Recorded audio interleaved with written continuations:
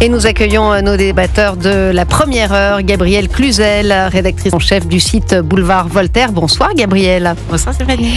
Georges Fenech, ancien magistrat et député honoraire du Rhône. Bonsoir Georges Fenech. Soyez les bienvenus. Et nous sommes aussi avec Martin Caragnon, porte-parole du parti Renaissance. On a plein de questions à vous poser, bonsoir, évidemment. Bonsoir. Puisqu'apparemment ce conseil des ministres ce matin à l'Élysée a été glacial. Alors on a entendu Bruno Retailleau faire un démenti.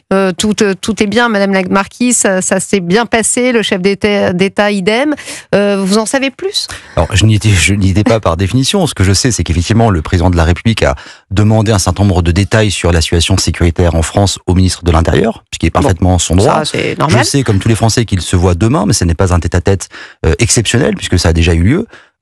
Et évidemment, cet entretien accordé à Valeurs Actuelles, qui d'ailleurs est très riche par ailleurs, on en retient essentiellement cette phrase sur la mort du macronisme, mais à lire l'entretien, il y a beaucoup de sujets, il y a plus de points de convergence et des points fédérateurs que de points de divergence. Il est dommage qu'effectivement cette phrase-là ait été mise en exergue. Évidemment que c'est quelque chose qui a été commenté, évidemment c'est normal, mais ça n'a pas pu échapper à Bruno Retailleau non plus, qui est quand même un politique de haut vol. Moi j'ai vécu dans ma vie des marques d'affection et de courtoisie plus élégantes qu'effectivement que de m'annoncer ma mort. Donc c'était à minima déplacé, un peu péremptoire aussi, parce qu'en politique, les seuls qui sont habilités à décréter la mort d'un parti, d'un mouvement ou d'un courant de pensée, c'est les électeurs. On a laissé les LR il y a quelque temps comme moribonds, presque morts. Ça a été le cas aussi au PS. On se souvient tous des scores à la présidentielle de ces partis dits de gouvernement. Et on voit qu'ils ont repris aussi des couleurs parce qu'ils ont su se régénérer, etc. Donc attention à ceux qui annonceraient un peu trop vite la mort du macronisme, qui est un courant que les Français ont porté au pouvoir depuis 2017. Il faut quand même le rappeler. Emmanuel Macron, il n'est pas là par hasard. On va en parler de ce courant. On en parle comme d'un président qu'on subit, mais il a été élu par 2 fois. C'est un fait assez exceptionnel. C'est vrai qu'au parti Renaissance, on a pas apprécié, c'est le moins qu'on puisse dire, cette interview de Bruno Retailleau. Vous vous êtes fendu le parti, en tout cas d'un tweet, en parlant de propos inacceptables, de provocations, de petits calculs politiques. Et je vais vous faire écouter Prisca Thévenot aussi, députée Renaissance des Hauts-de-Seine, votre collègue. Ce texte-là va nous donner de nouvelles prérogatives, précisément pour combattre celles et ceux... Il y a quand même une incohérence profonde dans ce qui est dit par monsieur Retailleau.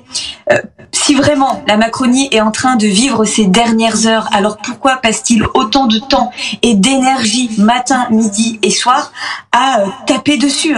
Ça n'a absolument pas de sens. Et je dois le dire assez simplement, il en devient l'incarnation même du en même temps.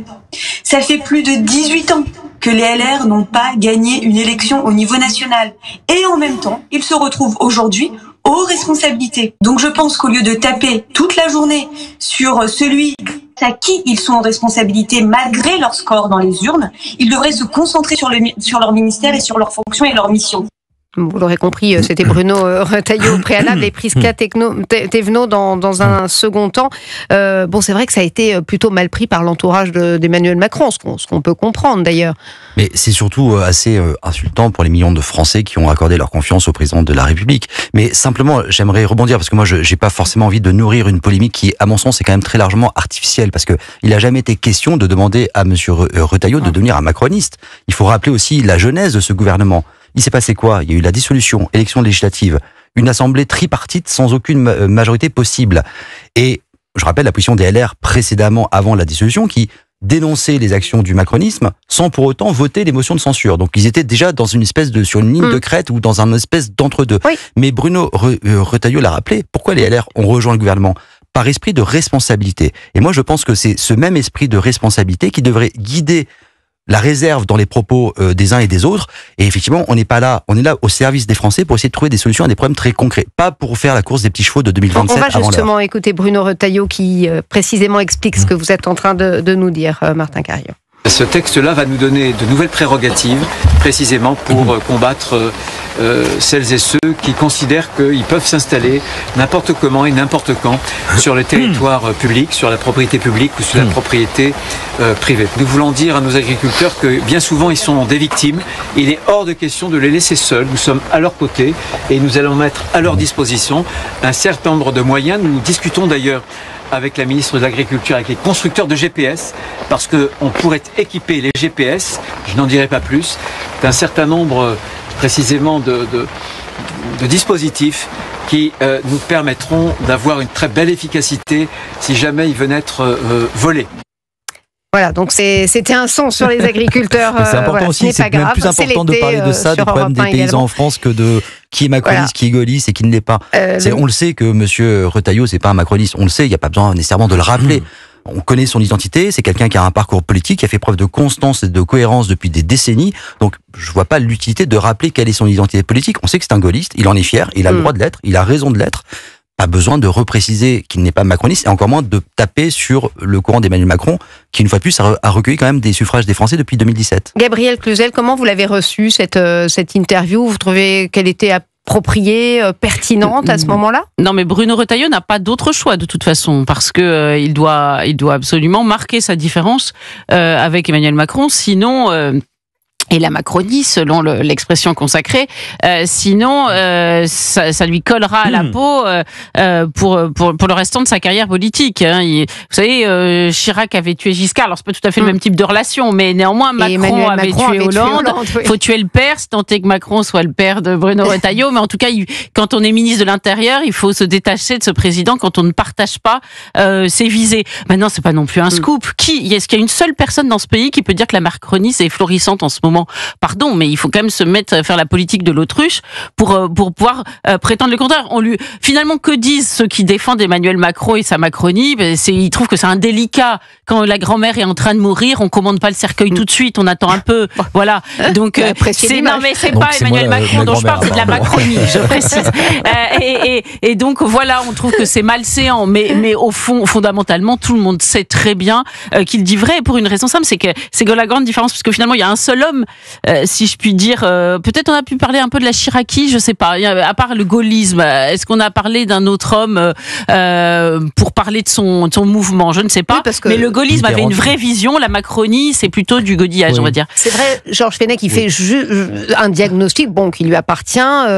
Sans Macron, il n'y a pas de macronisme, ça sera la fin du macronisme après Macron. Est-ce que vous partagez, vous, ce diagnostic? Oui, totalement, vous savez, il n'y a pas besoin d'être Nostradamus pour prophétiser qu'après Macron, le macronisme va partir, s'évaporer. Pourquoi je dis ça? Parce que le macronisme n'est pas il n'y a pas d'idéologie, il n'y a pas un corpus dans ce parti. Vous voyez, comme le parti de droite ou les partis de gauche, où il y a un corpus, il y a effectivement des programmes, il y a des idées, des idéologies. Là, il y a un en même temps. Un en même temps, c'est comme si vous aviez un capitaine sur son navire qui tire des bords, à bâbord, à tribord, à bâbord, à tribord. Au bout du compte, il fait du surplace. Ça reflète finalement le pays. Il n'y a plus de cap, il n'y a plus de direction. On ne sait plus où on va. Quand on va à bâbord et à tribord, on ne sait plus où on va. Donc, je crois qu'effectivement, cette politique, et M. Retailleau a eu raison de le dire, il n'y croit pas. Personne ne peut y croire. Ça a tenu à un certain moment, notamment au moment du premier mandat, parce que le président avait une majorité, mais dès lors qu'il n'avait plus de majorité, c'était fini. Donc, ça n'est pas faire injure au président de la République, il n'a pas injurié la personne. Il a simplement dit, M. Retailleau, qu'il y a quand même de très fortes chances, je dirais, que cette idée de faire tout en même temps et rien, finalement, ça ne survivra pas.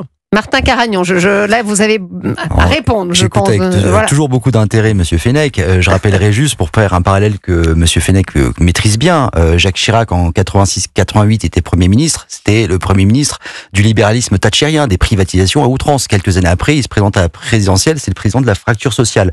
Donc moi je veux bien qu'on nous reproche de ne pas avoir de corpus idéologique, mais à l'époque Monsieur Chirac était le grand patron de la droite en France, de la droite de gouvernement. Et c'est un gaulliste.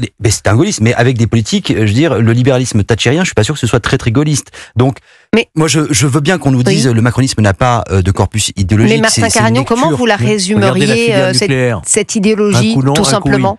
Alors, comment là, je vous pose un peu une question peut-être difficile, mais comment vous la résumeriez, l'idéologie d'Emmanuel Macron? C'est un sujet, j'espère qu'on aura l'occasion d'en débattre à de prochaines occasions sur ce qu'est le macronisme et quel est le bilan aussi des deux quinquennats d'Emmanuel Macron.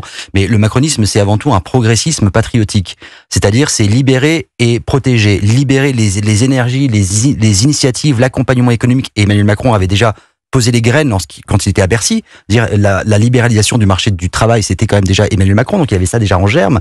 Et en même temps, est-ce qu'il s'est pas perdu en route justement parce qu'il a déçu beaucoup de chefs d'entreprise qui étaient plutôt contents au départ et qui aujourd'hui font un petit peu la tête quand même. Vous savez, il y a un sujet à l'heure actuelle dont on ne parle plus et c'est tant mieux, c'est par exemple le chômage de masse. Moi, j'ai grandi d'une génération de chômage de masse où on me disait de toute façon le chômage de masse, ce sera un fait irréversible en France. On n'en parle plus parce que le problème a été en grande partie traité et c'est une très bonne chose. La France est toujours pendant 5 années consécutives le pays en Europe qui attire le plus les investissements directs étrangers. C'est pas un chiffre, c'est concret. Ça veut dire qu'il y a des investisseurs qui en Europe choisissent la France avant d'autres pays comme l'Allemagne pour mettre des billes dans notre pays, créer des emplois, payer des taxes et des charges, etc. Non mais pardon, donc, je pense que les Français qui vous écoutent au vu du montant de la dette, des déclarations de François Bayrou, etc. Et là ils se disent non mais il vit dans un village Potemkin là le monsieur. On me demande juste de dire ce qui a pu bien marcher dans le macronisme. Je suis pas en train de dire que tout est parfait et de faire la politique de l'autruche, de dire que tout va bien. Mais est-ce que ce bilan, Monsieur Caragnon, Martin Caragnon, est-ce que ce bilan n'a pas été un petit peu effacé justement depuis cette dissolution qui entraîne vraiment une paralysie, notamment de l'économie, qui était plutôt, en effet, je vous l'accorde, le point fort d'Emmanuel Macron. Les critiques contre Emmanuel Macron, elles datent pas de la dissolution. Elles ont fleuri déjà bien avant, depuis qu'il a été élu. Mais là, c'est le propre de toute personne qui accède au pouvoir. Il est comptable de tout ce qui va et surtout de tout ce qui ne va pas. C'est normal. Je veux dire, il y a pas à se plaindre de ça, sinon vous faites pas de politique. En revanche, je rappelle juste la dissolution. C'est un choix du président de la République. On sait très bien que si ça ne l'avait pas été à ce moment-là, le budget en septembre allait faire tomber le gouvernement. C'était pas une erreur pour vous. Et une fois de plus, il faut quand même le rappeler, Emmanuel Macron, il a exprimé une voix dans les urnes. C'est les Français qui ont décidé de cette composition de l'Assemblée nationale. Et c'est aux Français, je pense, d'en tirer des conclusions au vu de ce qui se passe. Ce que vous dites, c'est extraordinaire. Écoutez, Monsieur Fenech, c'est un fait. Vous ne reconnaissez pas que la dissolution était à contre-temps, que personne ne l'a comprise, sauf, évidemment, Monsieur Macron, encore que. Mais d'ailleurs, franchement, vous continuez à soutenir que la dissolution était une bonne chose. Je soutiens les prérogatives, et là, pour le coup, ça fait quelqu'un de moi de très gaulliste, les prérogatives du président de la République. Et je rappelle juste que pendant ses vœux au 31 décembre, Emmanuel Macron a exprimé un certain nombre de réserves sur ce choix. Donc, vous voyez bien qu'on est aussi capable de remettre en question des décisions qui n'ont pas forcément été très partagées. Moi, c'est plus clair. Votre loyauté vous honore. Orange, pluie, inondation par Météo France, vigilance qui entrera en vigueur à 22h. De fortes pluies sont attendues, notamment en Île-de-France. Merci Adrien Spiteri. Et nous sommes toujours 19h, 21h. Stéphanie Demuru. Et nous sommes toujours avec nos débatteurs de la première heure, Gabriel Cluzel et Georges Fenech. Notre invité, Martin Caragnon, porte-parole du Parti Renaissance. On parlait de ces tensions après l'interview accordée à Valeurs Actuelles de Bruno Retailleau. Et Gabriel Cluzel, vous vouliez vous adresser à Martin Caragnon justement. Non, parce que vous avez dit plusieurs fois, il a été élu par 2 fois. Finalement, c'est le choix des Français. Est-ce que vous ne croyez pas, en réalité, que c'est un choix par défaut, au moins pour le 2e quinquennat, je ne parle pas du premier, parce qu'on leur a dit, vous avez le choix entre Emmanuel Macron et le diable, on l'a répété, Urbi et Orbi, et ça a été un peu pareil avec le Front républicain des législatives. Donc finalement, ça arrive à une situation impossible où les gens ne sont pas satisfaits en réalité, ils n'ont pas vraiment choisi. Il n'y a pas eu de campagne, en plus, Martin Caragnon. C'est votre analyse et je la respecte. En même temps, je ne vois pas vraiment de différence entre les 2 élections présidentielles parce que c'était le même casting au 2e tour. Donc ce que vous imaginez pour on peut imaginer qu'il y avait une adhésion pour le premier quinquennat, il n'y en avait pas pour le second. Les gilets jaunes étaient passés, etc. Donc ça a été vraiment le cordon sanitaire de Mitterrand qui a fait son office, quoi. Voilà, qui est bien utile encore. Les vieilles ficelles sont pratiques. Il n'y a pas eu d'adhésion pour les projets adverses qui étaient sur la table. Il y a eu quand même, on n'a jamais eu d'élection avec autant de candidats que la dernière présidentielle. Tous les partis étaient représentés, pour certains pour la première fois. Il s'est quand même passé des choses dans ces campagnes-là, l'émergence d'Éric Zemmour, etc. Donc le choix pour les Français était quand même extrêmement large. L'adhésion s'est portée très majoritairement d'ailleurs sur le projet d'Emmanuel Macron. Moi, je remets absolument pas en cause, même si j'entends ce que dit Gabriel, je ne mets pas en cause la légitimité de ces deux élections. Par contre, là où il y a une difficulté, c'est qu'il a été désavoué à plusieurs reprises consécutivement par le corps électoral. Je rappelle qu'en 2022, il perd sa majorité. Déjà, premier désaveu. Ensuite, il y a les européennes. Les européennes, c'est une catastrophe pour le parti. Ensuite, il y a la dissolution. Et que donne la dissolution? C'est encore pire.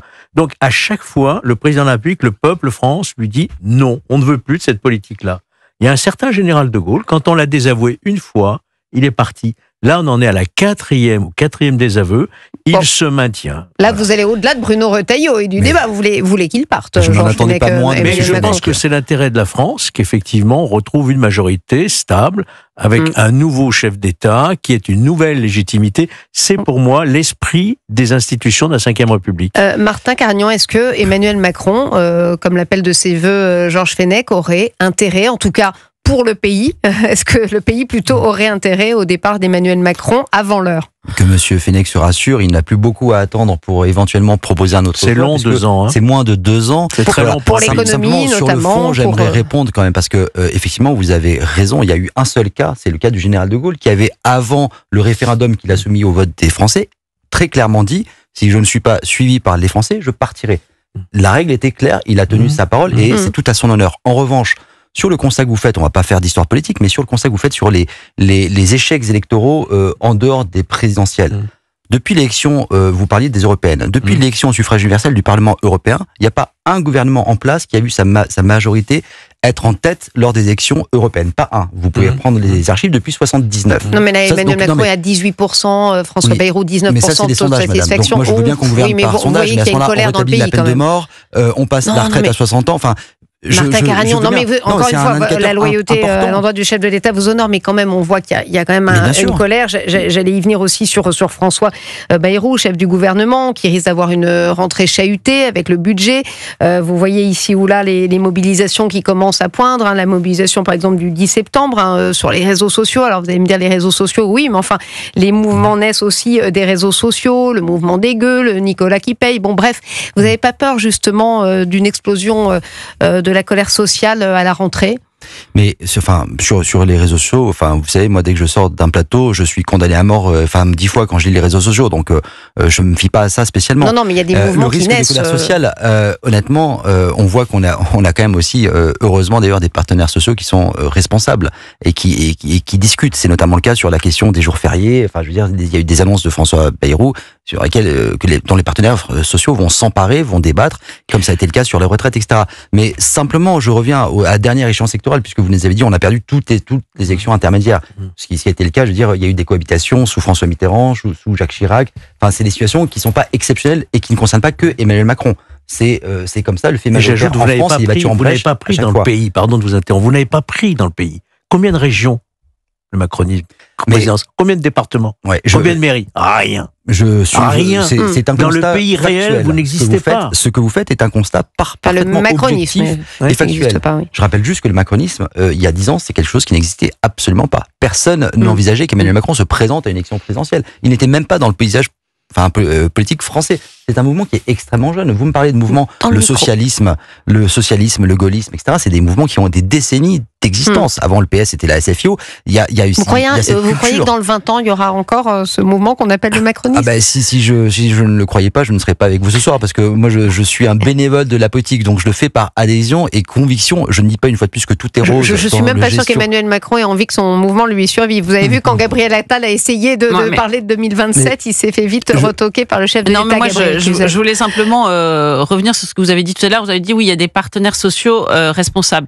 Mais c'est bizarre, on a l'impression que les Gilets jaunes n'ont pas servi de leçon. On sait bien que les Gilets jaunes ont explosé en dehors de tout partenaire social, si j'ose dire. Ils n'ont pas été contenus par les partenaires sociaux parce que précisément les partenaires sociaux n'avaient pas su entendre la révolte. C'est vrai que si il y a une convergence des luttes, pour reprendre la dialectique de gauche, entre les gueux de Alexandre Jardin, Nicolas Quipé, ceux qui luttent contre, ceux qui ne veulent pas des éoliennes, Oui, les paysans qui en ont ras-le-bol. Ça s'appelle, qui est en train de monter. Vraiment une mobilisation 10 septembre, alors, je ne sais pas ce que ça donnera dans les faits, mais est-ce que en l'ayant vécu une première fois, on peut pas se dire tiens, on va pas quand même se faire reprendre une deuxième fois, il faudrait les écouter.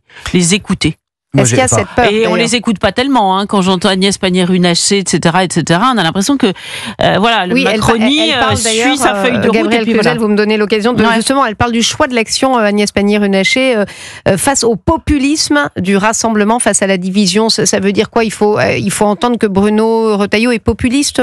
Non, moi, je ne porte pas de jugement négatif sur Bruno Retailleau à ce niveau-là. Je déplore juste la petite phrase qu'on a commentée en début d'émission. Mais pour le reste, c'est quelqu'un qui fait preuve de volonté politique, qui a fait preuve de cohérence et de constance. Je ne partage pas toutes les options, et notamment sur le sociétal de Bruno Retailleau, mais en tout cas sur l'aspect sécuritaire, à l'instar de Gérald Darmanin ou d'autres, c'est quelque chose qu'on partage aussi en Macronie, et heureusement, très fortement d'ailleurs. Mais simplement, vous me faisiez un parallèle sur les gilets jaunes. Pour moi, la situation est totalement différente. Très rapidement, mon analyse, mais qui est pour le coup très personnel des Gilets jaunes, c'est que c'est un phénomène qui a explosé très peu de temps après l'élection d'Emmanuel Macron, et qui ne concernait pas en fait l'action du président de la République, qui pour moi était le symptôme d'une volonté de changer radicalement les choses dans notre pays, qui était passé par une adhésion très massive à Emmanuel Macron en 2007. Les gens se sont dit, on a essayé la gauche, on a essayé la droite, on n'est pas plus satisfait que ça. On a essayé quelqu'un qui incarne un dynamisme, un renouveau. Et en fait, ils ont trouvé, à mon sens, que ça n'allait pas assez vite. Et c'est pour ça qu'il y a eu cette espèce d'éruption. Mais c'est une éruption qui correspond à 40 ans de jugements très sévères des gens qui ont entendu qu'ils n'étaient des gens de rien. C'était très personnel. C'était très personnel. On a eu des quand on leur a imposé les 80 km/h, la taxe carbone, ils ont dit mais enfin on n'existe pas. Et des ministres qui disaient ceux qui boivent de la bière, etc. Il y a eu une forme d'arrogance et de comportement personnel du président Macron dès le début qui a immédiatement fait partir son crédit. Martin Caragnon, pour vous, cette colère, elle est terminée? Elle n'existe plus dans le pays? Non, elle existe. Il y a et il y aura toujours des sujets de mécontentement, et c'est bien normal.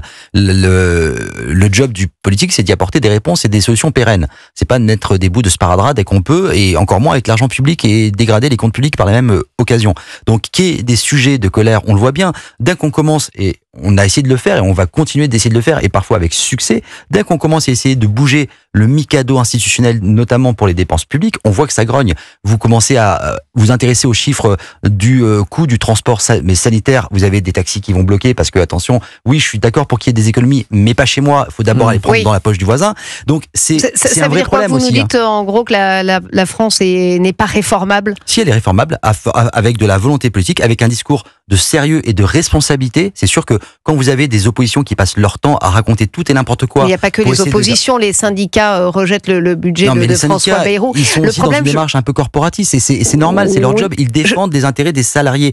Le seul qui est censé défendre l'intérêt des Français, de toutes les catégories de Français, c'est a priori le président pour lequel d'ailleurs les Français votent, et l'Assemblée, le Parlement. C'est eux qui sont censés être l'incarnation du bien commun. Mais je pense que s'il n'y avait pas cette défiance vis-à-vis des politiques, et si les Français savaient que c'était pour la bonne cause et pour un résultat concret, vraiment ils seraient prêts à faire des sacrifices, mais on a le sentiment qu'on est toujours dans la même fuite en avant. Le problème, c'est que les sacrifices, on les demande trop souvent toujours aux mêmes. Oui, mais précisément... Et c'est là qu'il a discuté. Précisément, il y a quand même deux sujets qui ont été complètement évacués des deux quinquennats, et j'allais dire sciemment, parce qu'il l'a assumé, Emmanuel Macron, c'est la sécurité. Parce que dire ah oui, vos faits divers n'en faites pas des faits de société, arrêtez de vous faire brainwasher, c'est quand même fort, quoi. C'est costaud. C'est de dire, vous voyez là, l'enfant qui a été tué, c'est un fait divers. Bon, ok.